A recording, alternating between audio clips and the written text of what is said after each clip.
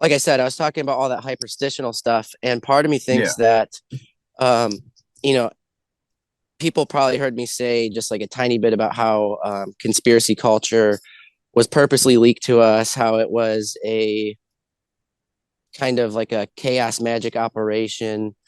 Um, it's part of this memetic stuff, creating reality Hmm. through purposely leaking these ideas and infecting people's minds with them. So CERN, I think a lot of the conspiracies surrounding CERN were allowed to leak on purpose because it's part of this hyperstition stuff. It's part of how magic works. When you have enough people looking at a stage prop and believing it does a certain thing, it makes that reality true, at least in the social sense, the social reality. So CERN to me could be just the same thing as like a fucking NASA rocket, like a lot of people believe that these NASA rockets are not actually going to the moon or sending satellites to freaking Jupiter and whatever. So it could be just a really expensive stage prop, and we see these pictures and of people doing rituals around it and whatever. And because you have all these people on Twitter saying like, "Oh, they're doing some magic stuff that's changing reality," we will truly believe it, and so it happens. But it could just be a huge hunk of metal that we are all focusing and giving our attention to. And yeah, I hope that makes sense.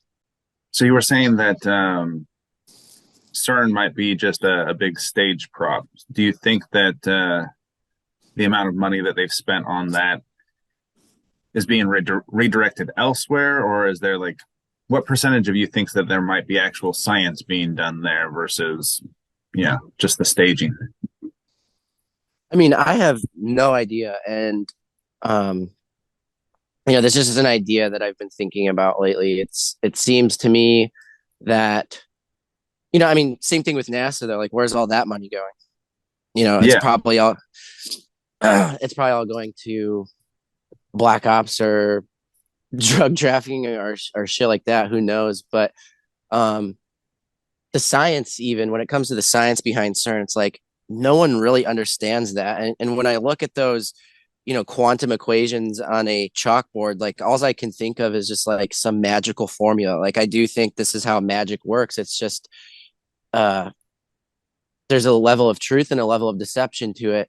And I really believe that like what we're watching is the same thing that a stage illusionist does. It's like, hey, look over here, they're redirecting your attention to something while something else is really going on. Personally, I think that the Mandela effect is real and that reality is changing, but it's not because of like colliding timelines and things like that. I think it's honestly psychotronic weapons. I think it's like an effect of us living under a blanket of Wi-Fi and um, being bombarded with all these different electromagnetic frequencies because we